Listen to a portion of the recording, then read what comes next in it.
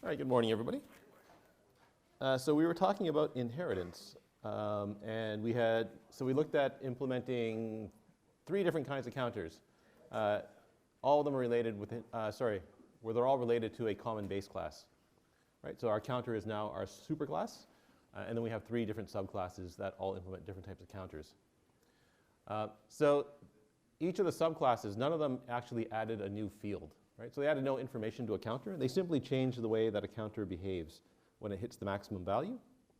And so you might ask yourself, can you compare two different counters for equality? Right? So in other words, do they have the same value?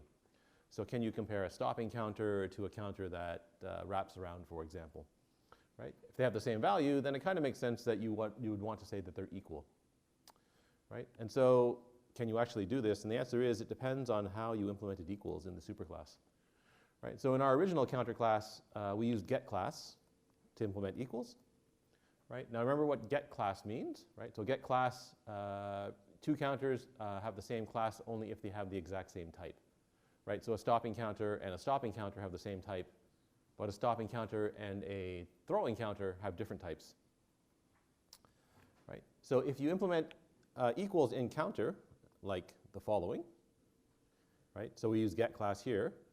Then if the two classes are different, or if the two objects have different classes, then equals returns false. Right? And so what that means is the following. Right? So if C1 and C2 are both plain old counters, so in other words, they wrap around when they hit max value, these two counters have a value of 0, so C1 equals C2 will return true, in part because they have the exact same type, right? They're both counters. If you make two stopping counters, right, whose values are both 0, then they will also compare as equals, right? Because in stopping counter, we haven't overridden equals, right? We're using the version of equals that we inherited from counter, right? So this version here also works for stopping counter, right? So in other words, so when you get to this line here, you end up with stopping counter, is it not equal to stopping counter over here, right? So if that's false, then we come down to here, right? So this line's interesting. So if obj is a stopping counter, can you in fact cast it to a counter? And the answer is yes, right? So if obj is a stopping counter, stopping counter is substitutable for counter. So this cast succeeds inside this method, right? Once the cast succeeds, you can access the value, and if the values of the two things are equal, then true is returned. The problem occurs when you compare a counter to a stopping counter, right? So even though these are both counters, their types are different, right? That's a counter, that's a stopping counter. So when you hit that line there, when you compare the two classes are different, so you end up returning false inside of equals. Right? Similarly, if you compare a stopping counter to a throwing counter, when you compare their two types, they're not the same, and false gets returned inside equals. Right? And so you now have this issue where you cannot do cross-class comparisons for equality. Okay, now sometimes when you're working with inheritance, it does make sense that you want to compare across classes. Right? So in this particular case, it does make sense that if you have two different kinds of counters, you still want to test if they're equals by looking at their values. Right? And you can do this as long as you use instance of inside the base class. Or the superclass, sorry. So back in counter again, right, if we go and change our implementation of equals to use instance of, now this can possibly work. Right? So remember how instance of works, right?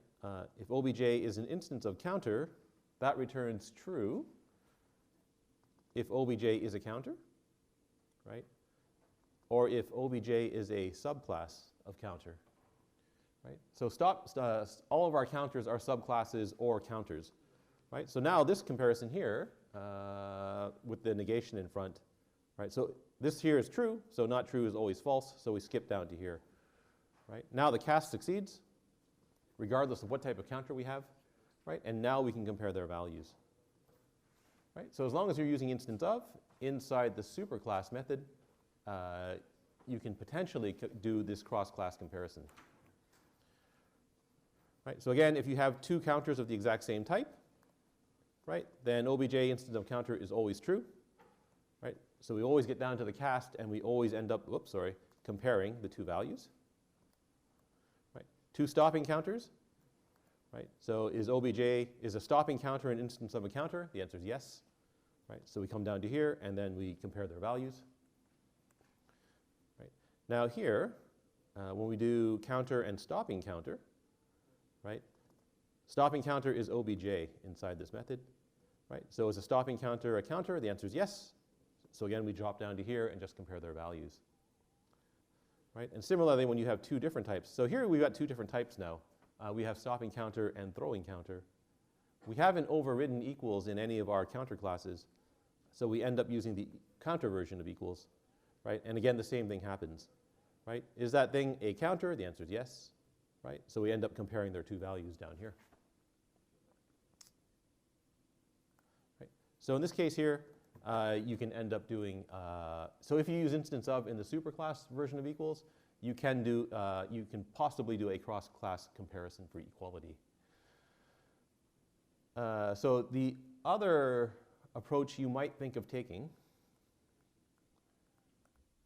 is leaving equals like this in the counter class, right? And then overriding equals in all of the subclasses, right? So if I override equals inside of, say, stopping counter, right? Change this line to stopping counter, change that line to stopping counter, right? And do the and then do the comparison here, right? You might think that that solves the problem, right? So it works as long as you compare a stopping counter to a plain old counter, right? Oh, sorry, here. Down here, no, we'll leave the cast the same, like this. We'll just hang on just a second here. Okay, so if you cast obj to a stopping counter, right, you still can't do a cross-class comparison, right? So if you pass in a throwing counter, when you attempt to do the cast will fail, right? So that doesn't work either, right? And if you don't override it, you're still stuck in the same situation. You can't do the cross-class comparison. Right? So if you want to do cross-class comparisons, you have to use instance of in the superclass. Now there's one thing that this slide doesn't talk about.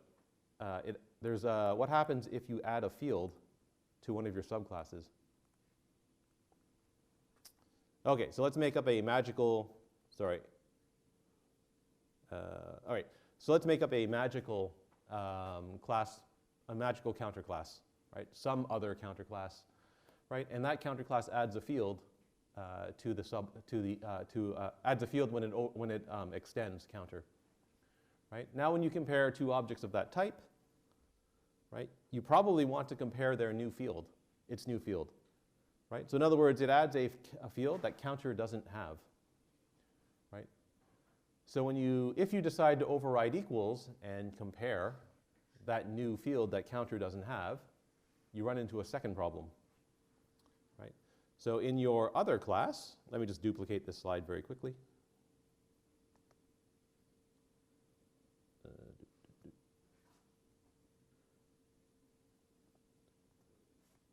We'll just call it a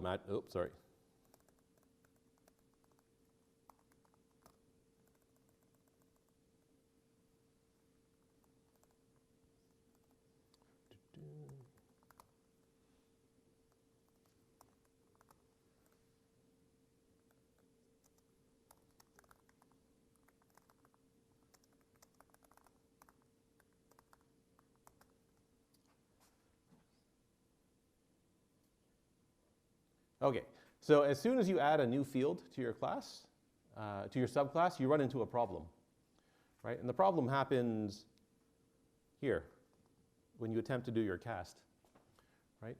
So you have to cast your object to a magic counter object, right? Because only magic counters have new field, right? So now you run into another problem. If you pass in some other type of counter here, so just a plain old counter, for example, the cast now fails, and your method ends up throwing an exception, right? And so now this stops you from doing a cross-class comparison with the magic counter, right?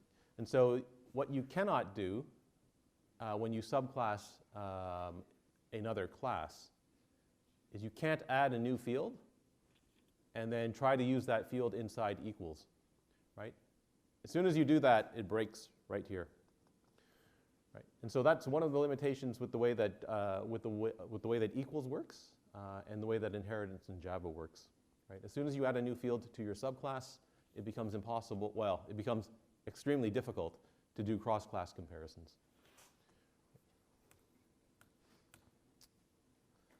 All right. Any questions about equals in inheritance? All right. So in Java, objects have more than one type, right? And so we've kind of alluded to this already, right? So we know that objects are all subclass from big O object, right? But what else do we know, right? So in Java, objects have more than one type, and the types that an object has include its own type, right? So a counter is a counter, right? It also includes all of its ancestor class types. So a counter is also an object. Right? And it includes all of its interface types. So a counter is also a comparable object. So for example, our point2 class, which extends object and implements comparable, actually has three types. Right? Point2, object, and comparable point2. Right? It has its own type, the type of its superclass, and the type of its interface. Stopping counter extends counter. Now remember, counter extends object, right? And counter also implements comparable. So a stopping counter has four types, right? It's a stopping counter, it's also a counter, it's an object, and it's a comparable counter. And finally, string has 5 types, right? So the string extends object, and object implements these 3 interfaces, right? So string has its own type, it has the type of all of its ancestor classes, and then it has the type of all of its interfaces.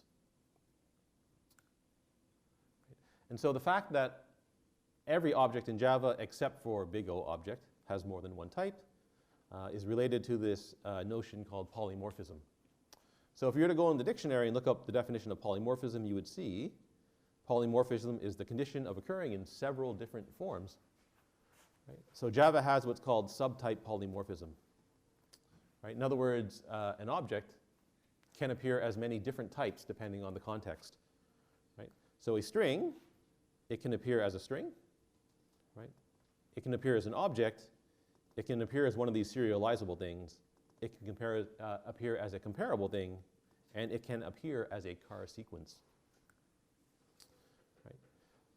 In Java, subtypes are supposed to be substitutable for their ancestor types or all of their interface types. Right? So back here again, so string is substitutable for object, right? Anywhere you need a big O object, you can pass it a string. Anywhere you need a car sequence, you can also pass it a string.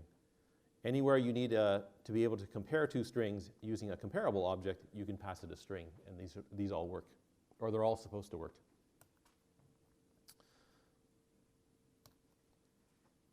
Okay, so how does this work in practice? Right, so and when you make a variable in Java, it has a type, right? So all variables in Java have types. Those types are called declared types. Right? So when you declare a variable like counter C, right, what you're saying is that the variable C is a counter. Right? It's not a stopping counter, it's not a throwing counter, it's a counter. Right? So using that variable C, what can you store in C? I can store the value null, indicating that there is no object. Right? I can make a new counter and store it in C, so I can store a reference to a counter object. Or I can make a stopping counter and store a reference to the stopping counter in C. Right? So in other words, I can store any object that is a subtype of counter in the variable C. Right? So the declared type here, or here, right, determines what you can do with the object. Right? So here I've got obj is a big O object, or is declared to be a big O object. Right? I can store whatever I want in that. Right? So I can store an array list in that variable if I wanted to. Right? Now what can I do with the variable obj? So the only things I can do with obj are the methods that object declares. Right? Right? So in other words, in this particular case, I cannot use any array list method using obj. Right? Because you told the compiler obj is a big O object. Right? So I can use any of the object methods with obj. So I can use toString, for example. Right? But I cannot call a list method using obj. Right? So for example, I can't call add or contains or size or is empty. Right? Those are all list methods. Right? And obj, as far as the compiler is concerned, is a big O object. Right? So it's not a list as far as the compiler is concerned. Right? So that results in a compile time error. Here I've got a tree set. Right? I'm storing that in a variable whose type is set. Right? All sets have an add method, so this is fine. Right? But set does not have a first method. Right? That doesn't work. Right? Even though tree set does have a first method. Right? The declared type of T is set, so the only methods you can use with T are the methods that are defined by set. Right? So again, this is a compile time error. Now, if I change the type of T to sorted set, right, this is fine. Right? So I can add a string to this set because all sorted sets have an add method. Right? Similarly, all sorted sets have a first method. Right? So tree set implements the sorted set interface.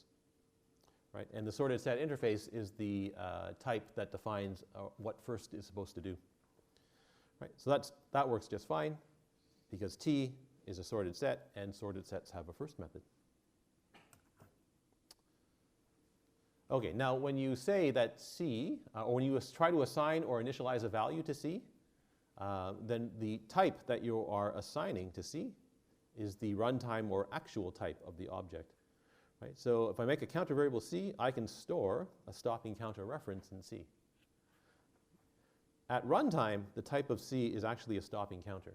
Right? So when your program runs, C the type of C is a stopping counter. Right? So the runtime type of C is stopping counter in this case. Right? So the type on the right-hand side of the assignment or of the equal sign is the actual or runtime type.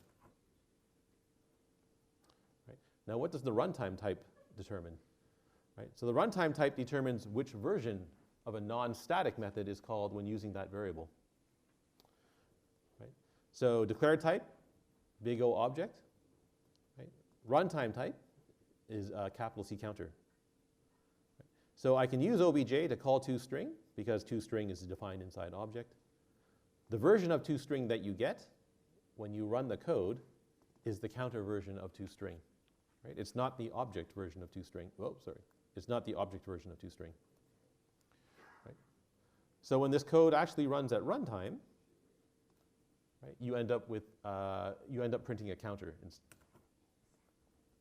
So what does that let you do? It means you can make a method, print, that takes in a big O object reference. Right? All objects have toString. Right? So I can call toString inside this method using obj. Right? When you run the method, it's the runtime type of obj that determines which version of toString that you get. So if I make a string and call print, then I get the string version of toString. If I make an array list and then call print, I get the array list version of toString. If I make a date and pass that to print, I get the date version of toString. Right? Notice here the declared type is object.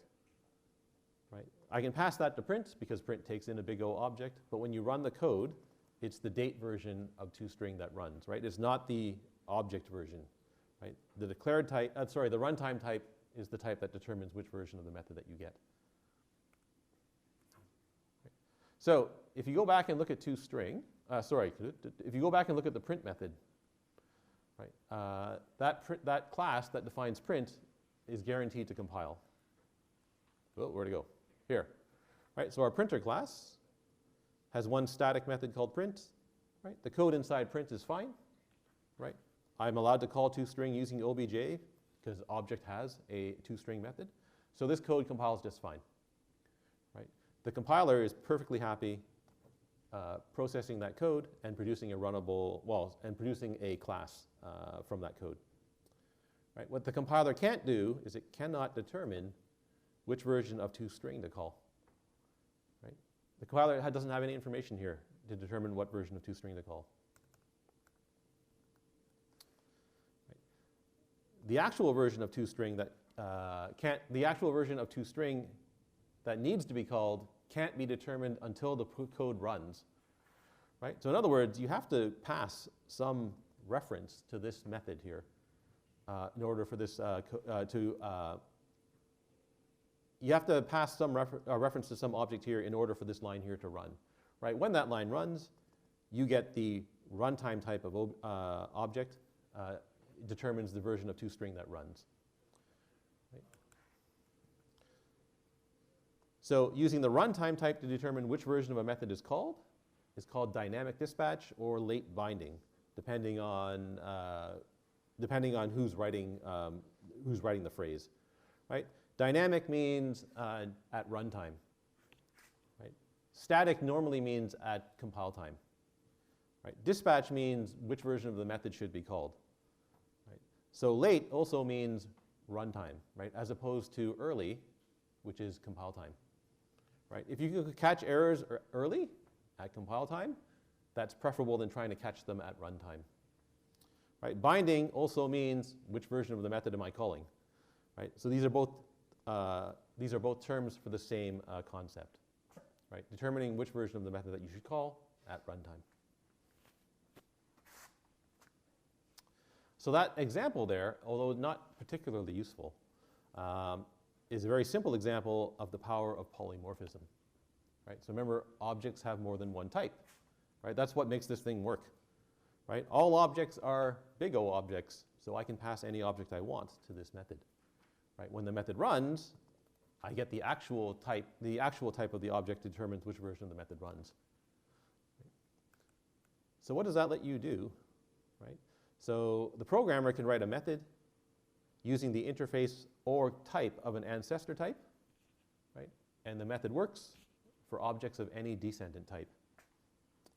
Right? And so if you look in the class collections, for example. Right, so remember the, collections, there's a bad link. That should have an S. So remember, collections is the utility class that operates on Java collections, right? So sets and lists. So if you go and look at some of the methods, right, there's add all. Right? Add all takes in some collection, so any set or list. Right? It takes in an array or a list of elements, so an array or a comma-separated list of elements, right? And it adds all of those elements to the collection. Right? It doesn't matter what type of collection C is. Right? So it doesn't matter if it's an array list, it doesn't matter if it's a tree set, it doesn't matter if it's a hash set. Right? This method just works. Right? Why does it work? Because all collection objects have an add method. Right? So inside add all that's happening is, when you see t ... that just means that elements, you can treat that as though it were an array. Right? So all the method is doing is it's looping over this array. Right? For each element in that array, it calls add on C. Right? So in other words, c.add elem, where elem is one of these elements. Right? And that's all it's doing. Why does it work? Because C is a collection and C has an add method. Right? Why can I loop over the elements? Because this thing here is treated as an array you can write a for each loop on. And so there is another example of the power of inheritance. Right? So I can write methods using only a subclass type or a interface type, and that method should work regardless of the type of object that you pass in, as long as that object is a subtype of the class or interface.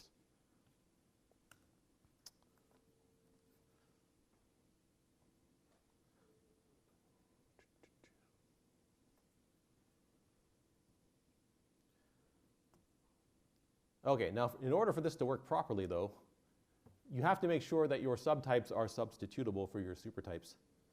Right? And that takes us to the principle of Liskov substitutability. So Liskov is So the principal is named after Dr. Barbara Liskov. So she's a computer scientist. She's basically won every major computing award that you can win. So she's a von Neumann Medal Award winner. She's a Turing Award winner. The Turing Award is the Nobel Prize equivalent for computer science. So she's a software engineer, I believe is the best way to describe her. And she's well known for many important contributions to the field of software engineering, or I guess programming as well. And so her and I think one of her grad students came up with this notion. Right, so there is a formal definition for this. We don't care about the formal definition. Right? Basically, in plain English, this principle says a subclassed object must behave the same as objects of their supertype. Right? So in other words, subtypes must be substitutable for their supertypes. Now, there's nothing in the language, in the Java language or any other programming language that I know of, that actually checks whether or not your subtype is truly substitutable for your supertype. So it's up to the programmer to pay careful attention when they're implementing their subtypes. Right. If your subtypes obey Liskov substitutability, then that lets the programmer write code according to the contracts of the superclass. And the same code will work for all subclass objects. Right. The interesting thing here is that the superclass doesn't know anything about the subclass objects. Right? So you can write a method using a supertype, and then anybody else in the world can call that method with a subtype object. They can even make their own subtype classes, and that method should work. Right? So you can write code once, and then millions of people can use that same piece of code. Right? Creating new classes and passing in those new classes to that method. All right, so you have to, when you do this, though, you have to pay careful attention to how you're implementing your subtypes. All right, so if a superclass has class invariants, right, then the invariants of the superclass, they basically get inherited by all of the descendant classes. Right? So invariants are public features of a class, thus they are inherited. Right? So our counter class has the invariant that its value is never negative. That means all counters that so all subclasses of counter must also have that invariant. Right? If they don't, then it's possible to write a method using the counter class contracts that then breaks when someone passes in a class that doesn't obey those that doesn't obey those invariants. Right? So for example, I can write a method called isOdd that determines whether or not the value of a counter is odd. Right? You can write it as follows. So I can take the value of the counter, divide it by 2, and look at the remainder. Right? If the remainder is 1, then it's odd. Right? If it's not 1, then it's presumably even. Right? If you look at the counter class, counter says that value always returns a value between 0 and integer max value. Right? So in other words, it's always positive or 0. And so you can make any counter with any possible value, any possible legal counter value, and this method will pass. And this method will work. Right? So in other words, you can write you can write a unit test that tests every possible counter value, and the test will always pass. So this method is provably correct. Right? It's not implemented well, but it's provably correct. So in other words, this method should work regardless of what counter object is passed to it. Okay, now suppose someone comes along and they say, hey, I've got this counter class, this is useful, right? But I want my counter to also be able to count down, right? Or only to count down, right? And when it counts down, I want to let it go down to integer min value, right? Which is a problem because now your counter value is going to be negative, right? However, it's trivial to do, right? So we can extend counter, right? In the constructor, you call the superclass constructor, right? In this constructor, we also call a superclass constructor. And advance, well, we simply make the value go down instead of go up, right? This one always wraps around too, right? So it starts at 0, goes down to integer min value, wraps around to integer max value, and then keeps on going. Right? And so what's the problem? Right? The problem is if you make a descending counter object and pass it to our method, which is provably correct, the method now gives you the wrong value when the value of the counter is negative. Right? So if the value of the counter is -1, -1 divided by 2, take the remainder is -1. Right? That's not equal to 1. And so as far as this method is concerned, a counter whose value is -1 is even, which isn't correct. Right? And so what you've done by making the descending counter class, right, is you've broken a method that you may not have even known existed. Right? As soon as someone uses your descending counter class and passes it to this method potentially breaks now, right, or returns the wrong answer. Okay, so there's actually two problems here. Right? Problem number one is whoever made descending counter screwed up. Right? They made a counter that doesn't obey the invariance of its superclass. So that's bad. Arguably, whoever implemented isOdd did this incorrectly. Right? The better way to test if an integer value is odd or not is to test whether or not it's not the remainder after dividing by 2 is not equal to 0. Right? So if you change that to not equal to 0, right, now this works for negative values as well.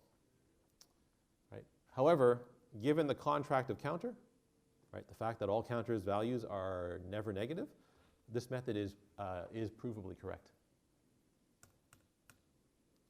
Right? So as soon as you break substitutability, right, you have the potential of breaking other code that you don't even know exists. Right? All right, now, if a class has invariants and you subclass it, do you have to keep those exact same invariants? Right? The answer is no. You don't have to keep those exact same invariants. Right? So a subclass can modify the invariants that it inherits from its ancestors as long as the modified invariants satisfy the inherited invariants. Right? So our counter class says the value of a counter is always non-negative. You can make another type of counter called ranged counter that counts between two values, not necessarily 0 and integer max value. Right? So for example, I can count between any two positive values. Right? So ranged counter is a counter that keeps count between two values min and max, where min and max are both greater than 0, greater than or equal to 0, and max is greater than or equal to min. Right? This is easy to implement this class. Right? You just add two extra fields, min and max, and now you count between min and max. Right? So it's trivial to implement this class. Right? Oops. This class still satisfies the invariance of the superclass. Right? Min and max are always greater than or equal to 0. Right? And that means that also satisfies the invariant of the counter class. Right? The counter class says the value of the counter always must be greater than or equal to 0. Right? So you can change the invariants, but the modified invariants have to satisfy the inherited invariants. Okay, so what about methods that belong to a class, right? So when you override a method, you're replacing the way that the method behaves in a subclass, right? And so if you want your subclass to be substitutable for your superclass, you have to be very careful when you override a method. So for these examples, I'm going to use this thing called shape. If you want to see the entire implementation of shape, you can look in that notebook, right? I'm just going to give you what's needed for the lecture. So shape is what's called an abstract superclass for 2D shapes. All right, so this is the first time that we're seeing an abstract class. So an abstract class, that's just a class that you create. That's a class that cannot be used to make objects directly. Right? And so in other words, I can't make a shape object directly. So I can't write new shape and have that work. Right? And you might say, well, what's the purpose of this class then? Right, so the purpose of an abstract class is to serve as a superclass for an inheritance hierarchy.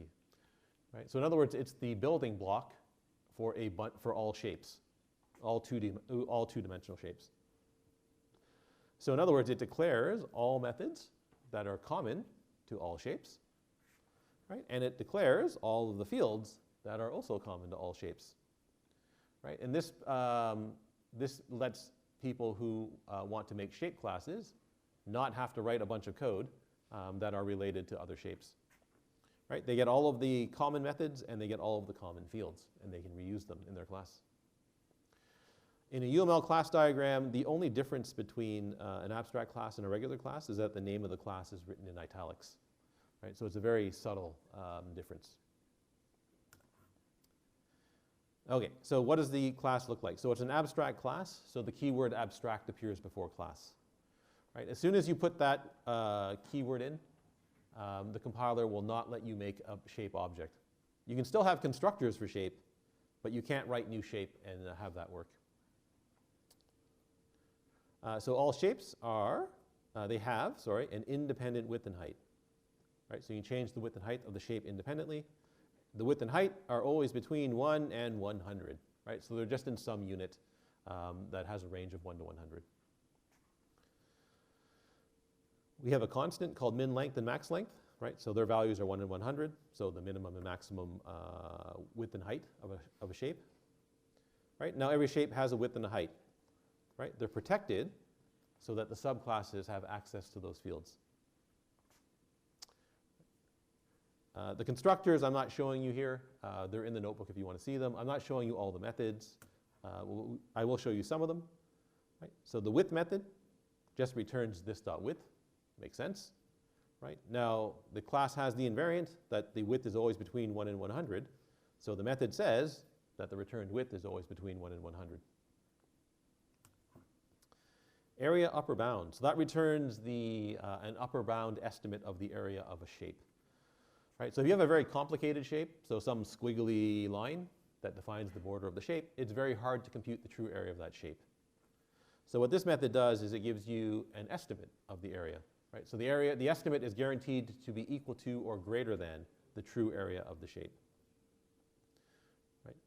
And so for a shape that has some width and some height, a suitable upper bound is just the width times the height, right? So the area of the rectangle that the shape is inside.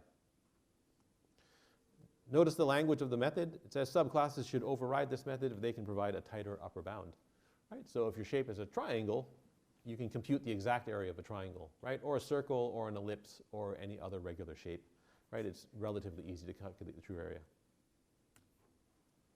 Okay, set dimensions. Changes the width and height of the shape to the specified dimensions. Right? So in other words, it lets you change the width and the height, and it's guaranteed to change the width and the height to the specified width and height. If the width and height are illegal, then the method throws an exception.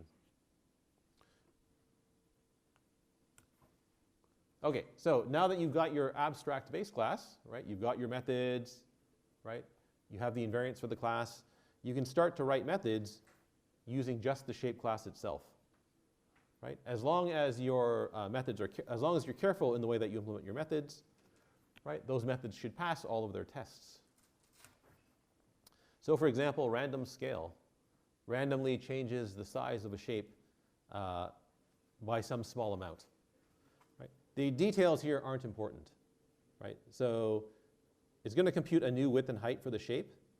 And the way it does it is that it scales the width and height by some value that's between what is exactly between? 0.995 and 1.005. Right? So in other words, it changes it by 0.5%. And it does the same thing for the height. Right? Then it checks, right? Is the new width and height, are they valid? So are they between 1 and 100? And only if they're valid does it call set dimensions. Right? And now set dimensions changes the width and height of the shape. If they're not valid, then the shape size does not change at all. Right? And so this method here, again, you can check. If you just look at the code, you can convince yourself that this method here is valid for the shape class. Right? So in other words, any shape that I pass into this method should work and never throw an exception.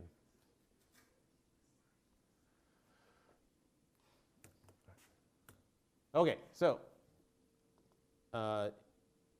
you can easily make a rectangle class that subclasses shape, right? So a rectangle doesn't have to do anything. You can just subclass shape directly. It gets the width and height.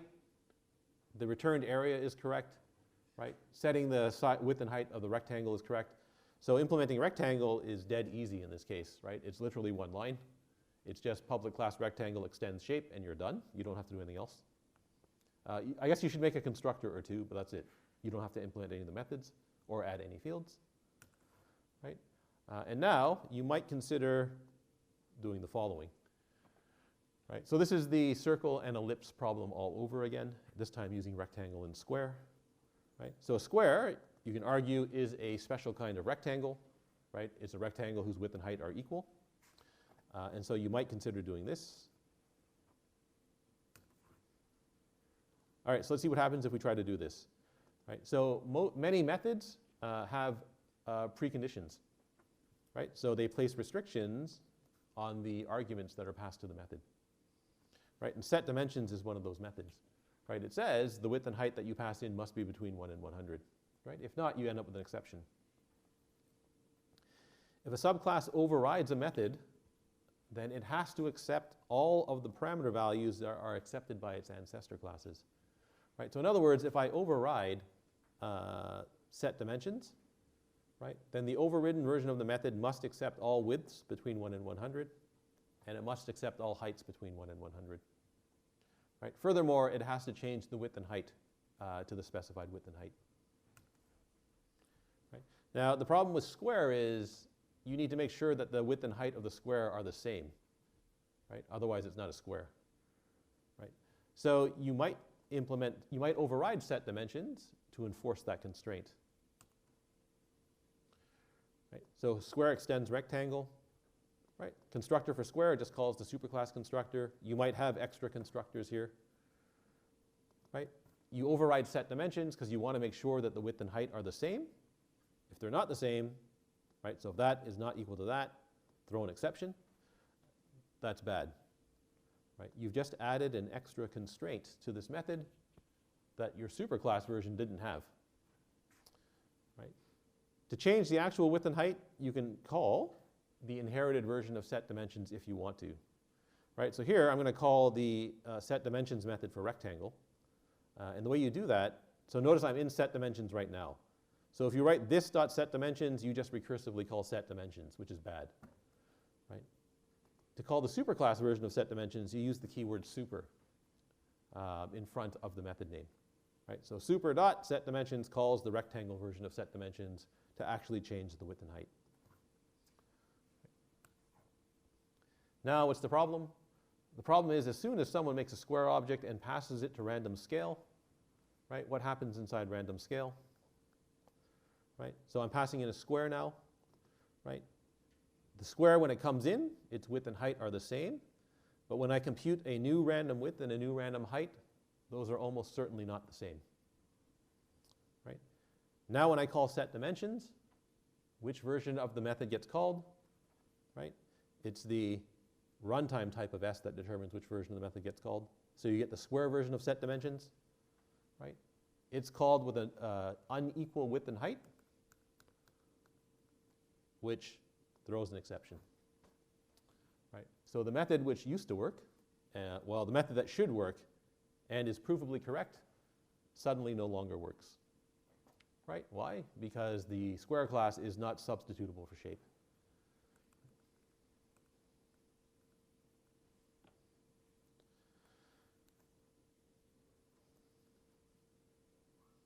Okay, so just as a brief aside, so if you're confused about what super set dimensions is doing, this slide explains what's happening. So when you're overriding a method, it's often convenient to call the superclass version of the method, right? Because it's probably the case that the two methods are doing something that's very similar. So if the superclass version of the method already does a lot of what you need it to do, it makes sense to call the superclass version of the method. Right? So for square, we need to set the width and the height. The rectangle version of set dimensions already does that for us, so we can just call the rectangle version of set dimensions and away we go. Right? Whenever you want to do that, it's the super followed by a period followed by the method name. right? And so there is the second use of super in the language, right? So you can use it to call a superclass constructor. You can use it inside of a method to call another, to call the superclass version of the method.